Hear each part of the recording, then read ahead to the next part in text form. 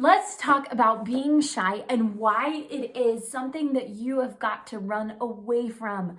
Yes, I don't use language that strongly very often, but being shy is something that is going to hold you back in your life, and it's actually a bad habit that you have picked up. So let me give you some tips as a certified life coach for teenagers to help you overcome your shyness. I know that being shy can be part of our personality. It can also be something that we have a natural tendency towards. We might inherit shyness from our parents and our family members and just the way that we're raised, or some of the things that happen to us that make us develop shy patterns of behavior. But here's the thing. Just like other traits that we can have a tendency to develop, like a bad temper, or how little kids throw fits, or how we develop a bad habit of biting our nails, right? Shyness needs to be something that we look at as one of those things that, oh man, I hate to say this, but falls into the category of a bad habit, because shyness serves no one. No one. And it's actually like a coping mechanism that you hide behind because you believe there's a perceived benefit of being shy. And typically that is that you don't have to endure the fear or the perceived fear or negative consequences of putting yourself out there. So let me help you develop some skills to get you away from being shy. And the first is to practice your social skills. Now, I get that you are probably watching this as a shy girl, clicked on this video, and now I've just like ripped that apart. And you're like, oh man, it's okay. We're going to develop our skills of being assertive. We're going to develop our social skills of being able to introduce yourself and to meet other people. So how you're going to do this is by strengthening those social skills through everyday little experiences, such as ordering your own food at a restaurant, setting your own appointments on the phone. Instead of going the computer route to set appointments, you're actually going to pick up the phone and call somebody.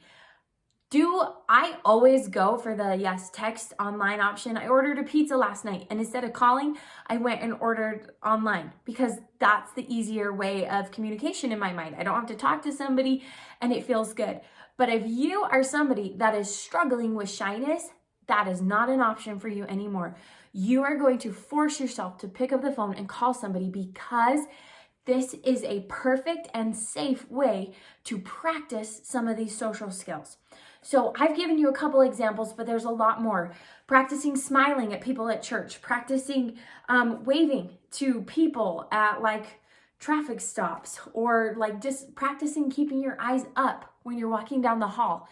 All very simple, very easy things that you can do to start to strengthen that assertive muscle of I have social skills and I know how to introduce myself. So this is really important. This is important enough that maybe I would talk to mom and dad and be like, hey, mom and dad, I watched this crazy lady on YouTube and I'm working on not being so shy. So if it's okay, I'm going to order my food at the restaurant, or at least try to, okay? And just walk through those processes and it will help you develop your social skills. Also, what you should do to get over your shyness is to set a goal of reaching out to somebody else once a day. And this is reaching out to somebody that doesn't first reach out to you. I've noticed that with a lot of shy people, they don't mean to, but they develop almost an icy personality. And what I mean by that is, if you've ever heard of the term of like, oh, we got to break the ice, right? Or this is an icebreaker activity. That's because for any human being, when we meet somebody new, there is this layer of like, I don't know you and we're not friends, right? So we metaphorically break that ice to get to know them a little better. When we are shy and we've developed that bad habit of being shy and letting other people approach us, people can always feel like they always have to re-break the ice with you, and that you aren't warm and friendly and want to develop a friendship, which thus can perpetuate the problem that you don't feel like you have friends, that you don't feel like you have connections or people that like you, right? So you are going to practice being the one to break the ice. That is going to be saying hello to somebody in the hall. That's going to be starting a conversation. That is going to be maybe leaning into some of those social skills I talked about earlier of, okay, I'm going to start the conversation with this person on the phone, right? I'm going to do something that purposely puts me out of my comfort zone Instill a safe and secure environment. I'm not asking you to go try out for the talent show, okay? That will help you practice your skill of breaking the ice with other people, because this is typically one of those really bad habits that people develop under the umbrella of, oh, I'm just shy. It's just my personality. No, this is something that's really holding you back and can be a problem in your future career, okay? Now, lastly, the thing to keep in mind if you are wanting to break your habit of being a shy person is you've got to believe with all your heart that people like you. I have found that with a lot of my individuals who are shy and don't like to talk or reach out to other people, that it's because they have this fear that other people don't like them, or that communication or interaction is going to go wrong.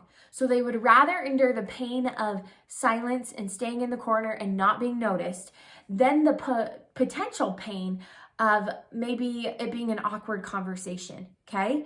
So to help you ease that pain cycle and to realize that we're causing ourselves more pain now than we are even in the future, right? Because this is a perceived pain. It's not even real, but we're making this other pain of shyness real. You need to believe with all your heart that people like you and that this is going to go well. So say that to yourself. People all the time ask me, Abby, how do I change my beliefs? You got to start by talking to yourself through it and by visualizing a conversation going well. So spending time every day as you make that goal of like, okay, I'm going to go say hi to this person at school.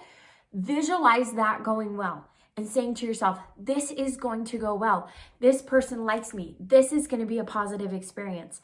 That will make all the difference when it comes to mastering kind of the mind over matter part of overcoming your shyness. So I hope that these tips help you out. I work so hard to help teenagers, and I see it so often in my like high school teaching and in my personal coaching business that teens will hide behind this personality of shyness, and we haven't as a society come out and said like, listen, this isn't great. So I know it's kind of harsh and rude of me to do this, but it's not good to be shy. Being shy is incredibly selfish, okay?